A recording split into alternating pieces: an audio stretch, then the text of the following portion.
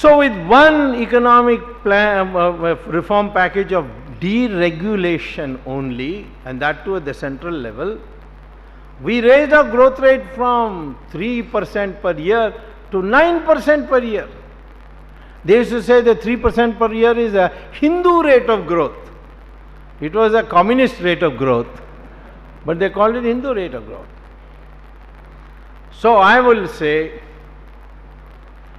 that there is no way in which a determined government cannot produce an economic revolution in India in 5 years.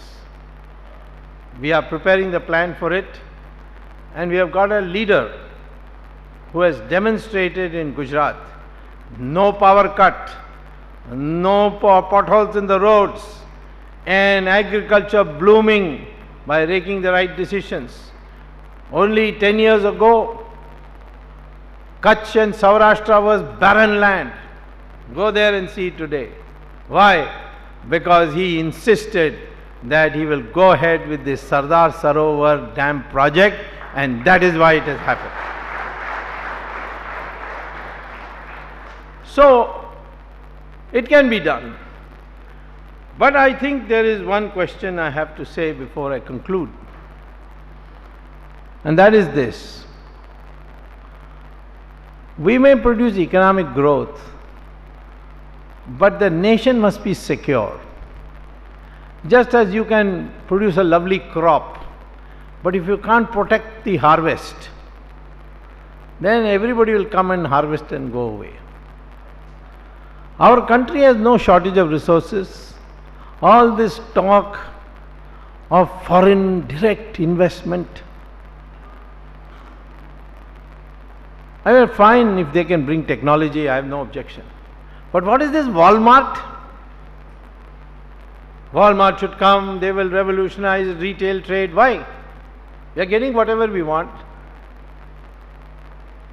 Walmart is going to come after getting bank finance from the United States banks at 2% interest rate. It will come to India and dip into our cheap labor pool. We have got crores of traders. If they are to compete with Walmart, how much will they have to pay to get bank finance? Not less than 12%, most likely 18%. 18%, 2%. Is this fair competition? And both competing for the same labor. Labor wages will go up. The traders will hit both ways. So when the American delegation met me, I said, sorry. They said, but we thought you are for market and you are anti-communist, this, that. I said, yes, I am anti-communist, pro-market, but I am also nationalist. That you forgot. I cannot sacrifice the traders because of the unequal competition. Have a fair competition. They said, what can we do to make it fair? I said, you come with your 2%, I don't mind. You participate in our labor market, no problem. But you allow our Indian companies to go to United States to build roads, build houses, and get finance from your banks at 2%. You can come here with your cheap capital and take part in our cheap labor. We will go there with our cheap labor and take your cheap capital, and we will build you houses and roads. So the American says to me, but that's an immigration problem. I told him, that's your problem. You can't do this, we won't allow it. We are not blind pujaris of foreign direct investment. It can be dangerous, not only in economics, but you import foreigners into our politics also is dangerous. People tell me, why you are after Sonia Gandhi? She is all the time wearing sari and putting bindi and all that. She is trying to be an Indian, you don't let her be. I said, you see, I have read Ramayana. When Ravan came to kidnap Sita, he didn't come dressed as Ravan. He came dressed as a sannyasi.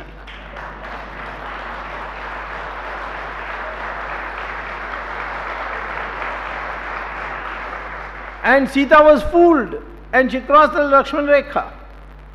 I am not being fooled by her sari. Especially when I know what she wears when she goes to Europe. So I am saying to you that this country's Indianness must come up. I am not talking only of Hinduness. We have no problems with Christians because Christians accept that their ancestors are Hindus.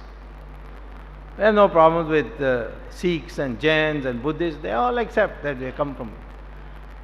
I would like the Muslims to accept that their ancestors are Hindus and therefore we are brothers and sisters.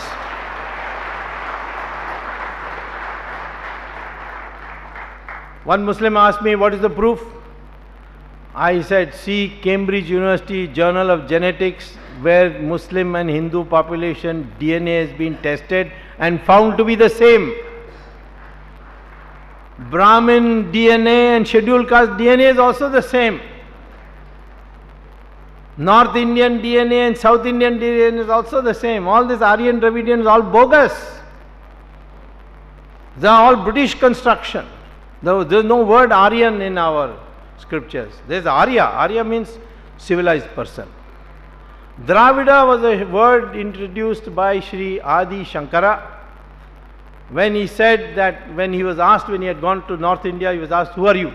He said, I am a Dravida Shishu. Shishu means child. Dravida says it is a sandhi of two words, tra and vid, which means where the three oceans meet. And the three oceans are Arabian Sea, Bay of Bengal, Indian Ocean. That means South India is Dravida. And this Karunanidhi, like a fool, has swallowed the British theory and he started propagating Aryans and Dravidians. He even went to saying that Ramayana, you see, Ravana was a Dravida king and we shall celebrate Ravan Leela. You celebrate Ram Leela. I told him, you don't know, Ravana was born near Delhi in a place now called Noida. His wife was from Mandodari was from Meerut. Ravana went to Mansarovar and Kailash and prayed to Lord Shiva. Shiva gave him a varam, gave him a boon. With that boon he saw where I can conquer. And he saw that Kuber had made Sri Lanka beautiful. So he came to Sri Lanka, conquered it. After some time Karunanidhi accepted that. So now he stopped doing Ravan Leela. But he still is very angry with Ram. When I was fighting against the Setu Samudram project, of course I have got it stopped now from the Supreme Court.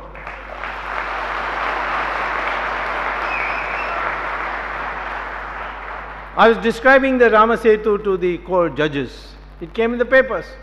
Karunanidhi addressed a meeting and said, what is this Swami saying? Rama Setu. Rama built it. Is he an engineer? Which engineering college he went to? Next day he fell ill. So he had to be admitted to hospital. The hospital's name is Ramachandra Medical Hospital.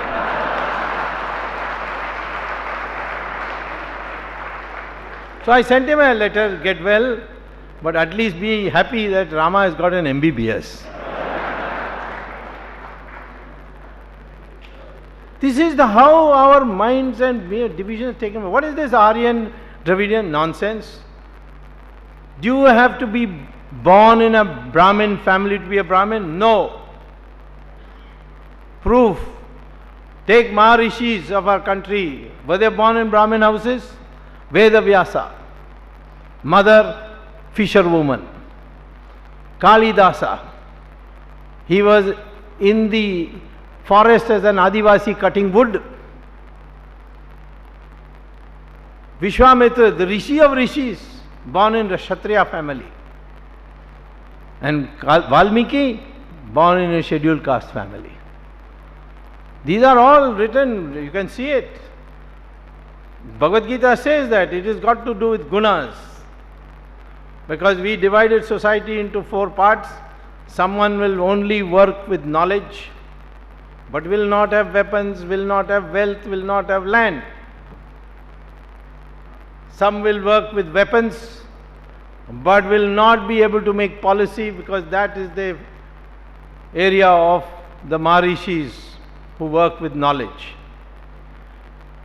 People can make money, but money will not give you social status. Only philanthropy can give you social status. You can work on land, but land must produce food for the people. This was the division of labor, division of economic power. But over the years it got fossilized and became into birth. Today a man will claim, I'm a Brahmin. Why? Because I was born in Brahmin house. What occupation you got? I'm director in Bata Shoe Company. Well, there's nothing wrong with being director in Bata Shoe Company, but then don't say you're a Brahmin, you're a commercial man, you're a Vaishya. In fact, all this caste division should go. It can't be rescued. Should all now henceforth slowly learn to say, I'm Hindu and nothing else, because your DNA is the same. I even proved it in Maharashtra for that Raj Thackeray, who said all these UP walas are coming and taking over our Marathi jobs. So I quietly got a sample of his hair and a sample of the hair of a UP taxiwala, and I compared their DNA and they were the same. And I announced it in public that I think that Raj Thackeray also came from UP because his DNA is the same as UP walas. This difference must go, the identity of an Indian, that either he is a Hindu or his ancestors were Hindus. That is the identity we want to foster in this country for a united India.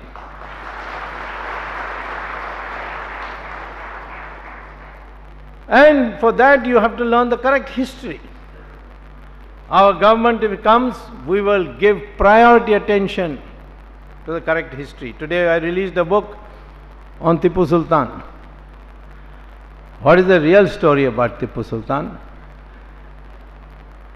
He was coronated at the age of 30, and he was killed by a British soldier in Seringamapatnam, Srirangapatnam actually, on the way to Mysore, by a British soldier. In these 16 years, what did he achieve? He didn't achieve the unity of India. The Vijayanagara Empire achieved the unity of India. Shivaji achieved the unity of India. But Tipu Sultan, there is no record. It's all made up. I don't want to say that anyone is a part of India and anyone is not part of it. We have always been hospitable to whoever has come from outside. The Parsis came from Iran, we looked after them. They were so pleased with us Hindus that when the British offered them special reservations like the Anglo-Indians, they said, no, no, you go. We have been protected by Hindus through centuries, they will look after us, you don't have to bother with us. Same thing with Jews. Cochin, Bombay. And when Israel was created, many went back. We gave them a goodbye. And when Israel Parliament met after adopting the Constitution, the first resolution they passed is, thank you India, you are the only country where the Jews were not persecuted.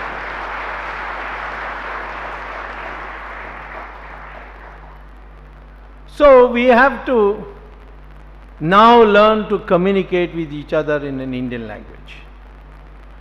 Generally speaking, in public meetings, in large parts of India, Hindi is already becoming, you can speak in Hindi in Assam, in Srinagar, in Gujarat, you can speak in Bijapur here, you can speak in Hyderabad.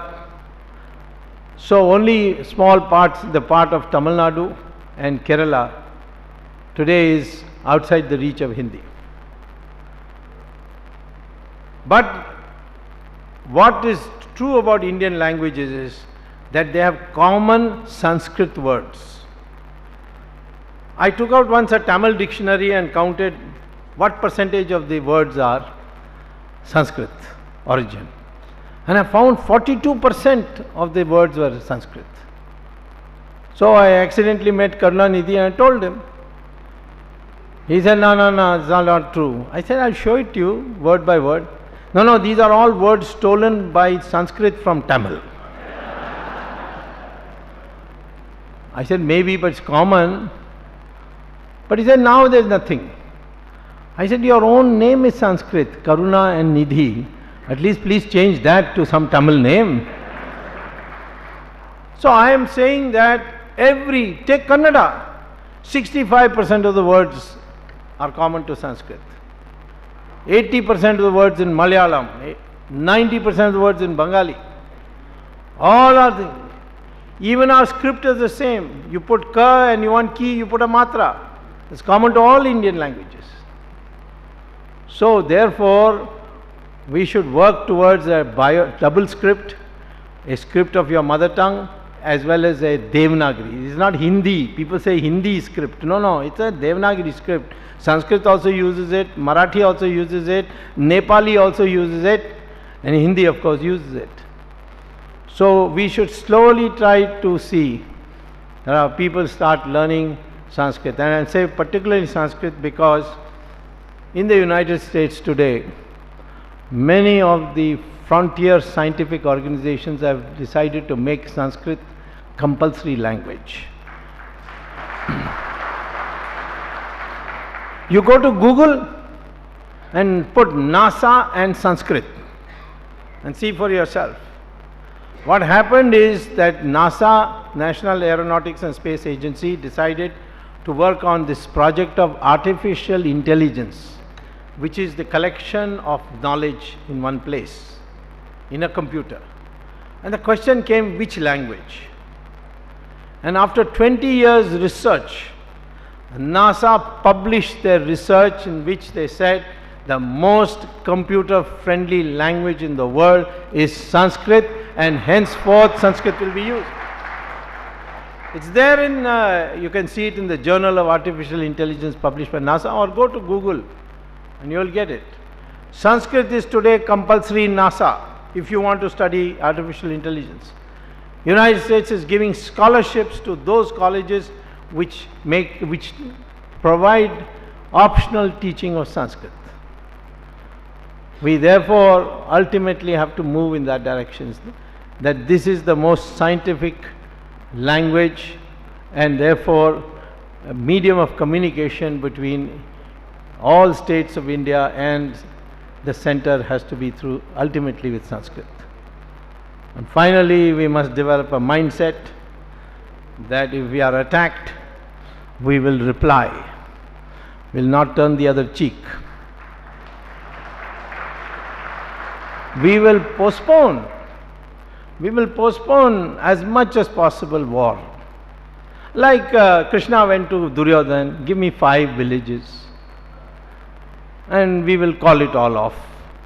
And Duryodhana said, no, not even the head of the needle.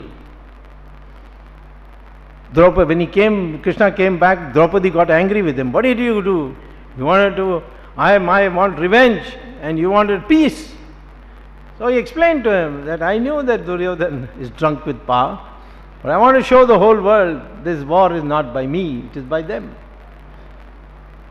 And on morality, what is morality? When Rama hid behind the tree and killed killed Bali, and made Sugriv wear the mala so that he could tell who is Sugriv, who is Bali.